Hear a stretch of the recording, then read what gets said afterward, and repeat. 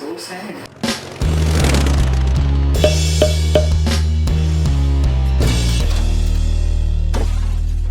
Hey everyone, welcome to Mushaira. A stitch in time saves nine, and everything is fine. That's what I'm told. But we have poetry for the soul. Wow. Hi guys, I'm Arshit. And I'm Abhishek. Please follow us on Instagram and Twitter and subscribe to our channel. And today we are going to review. Everything's Fine by Shamir Rubin. What do you think it's going to be about? That everything is not fine. That we are just pretending that everything is fine, but it's not. That is very dystopian. That's very deep and true. Let's begin.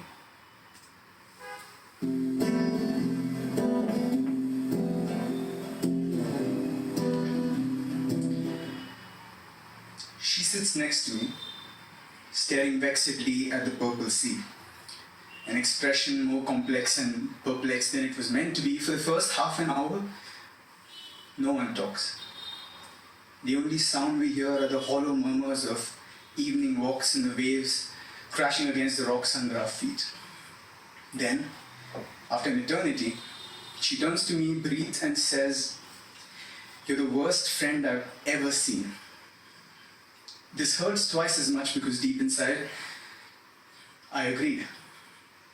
Soon she gets back to her feet with a swoon, tears running free, glistening in the light of the moon, like the salt in the sea breeze was singeing her wound. She screams, "Stop suffering alone. Stop hiding behind closed doors to trick me into leaving or believing that no one's home, not when I can see you and your mess grieving through a fucking window. Stop telling me you want to make it on your own because you don't need to.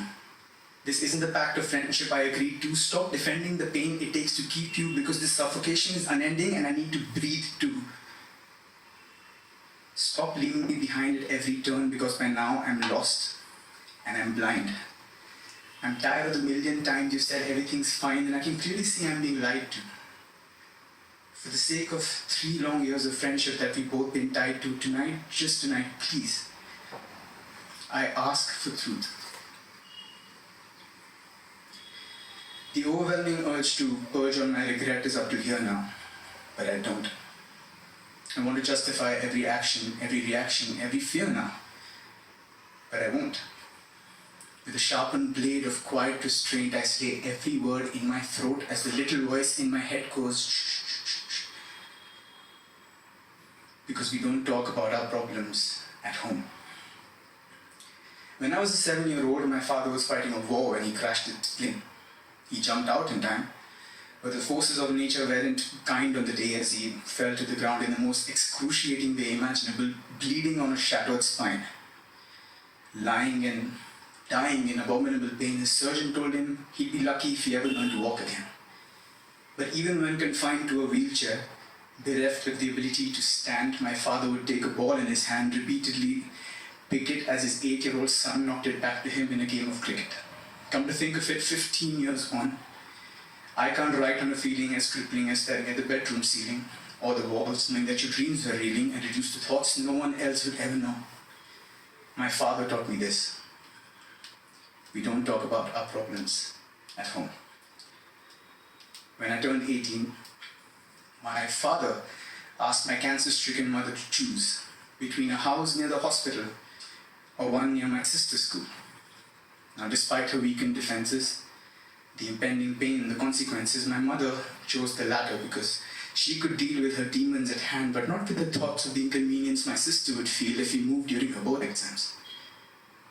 I remember on hour-long cab rides back from the hospital after rounds of chemotherapy, I could hear the muffled screams of her agony shake her on every swerve, every turn, every speed breaker on the road. But for 2 years, the only sounds I ever heard were those of silent suffering that tortured her, but never a single word to describe the torture or the strain. Never a single complaint against the choice she consciously made on her own. My mother taught me this. We don't talk about our problems at home.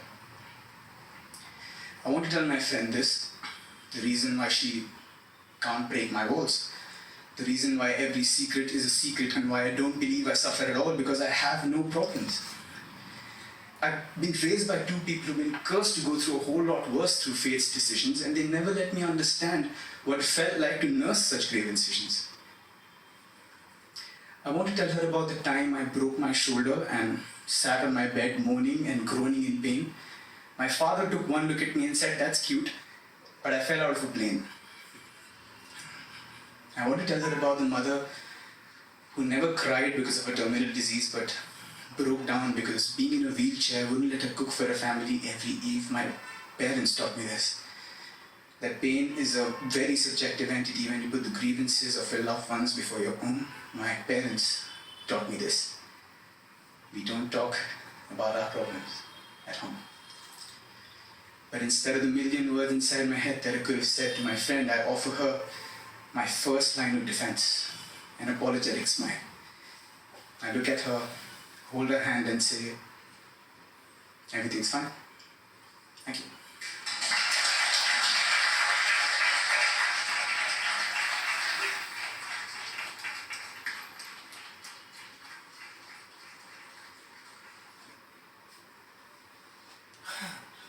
So, first thoughts, first impressions?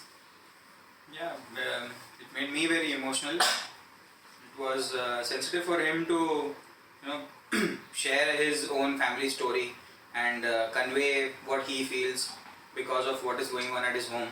And somewhere, everybody's family goes through something or the other, but you don't speak about it even amongst your own selves. And that is what the kids learn from their parents, to keep yourself bottled up, to think that everything is fine and not to share, because keeping a smile is much more important than bringing out the difficult feelings, the pain, the emotional pain that you're going through in the moment. But I really felt very hooked up to the entire narrative.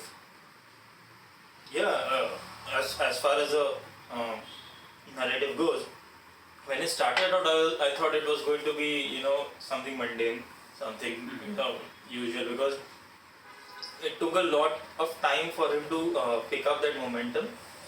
Okay, and I thought it was he's just going on and on about how he's just stuck there and how it's going to happen, and I was like, where can this poet go?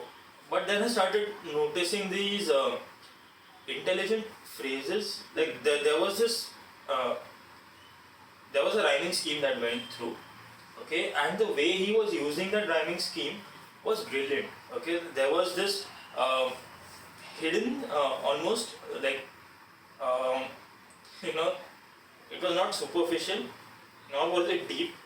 Okay, somewhere underneath the surface just, and it was just coming out in between of how cleverly the poem was written.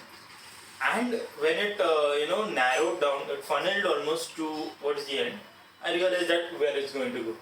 Okay, I like the how the poem went, except for the starting few lines, I guess, where it took a lot of time to gain that momentum.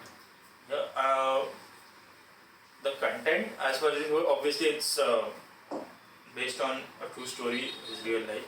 It would be brilliant if it was not. The premise that he chose to capture a lot in one package about how he has bottled up his feelings, how his mother never talks about it, how his father never talks about it. It could have gone in the direction, he could have chosen a topic which was only about how he felt about his father, how he felt about his mother. But he has packaged it all to combine it together and then say how he also is a product of what they are experiencing at home, which was a very novel twist to it. When he starts with the poem and he says that I am not sharing, then you tend to believe that okay, this is the kind of poem where men are not sharing and women can share in a society, which is where I thought the narrative of that men don't share and women can share would come up. But then it took a different track, which is why it kept me hooked. Anyway, so do let us know if you would like us to review similar poems. Do subscribe to our channel, do follow us on Instagram and Twitter, and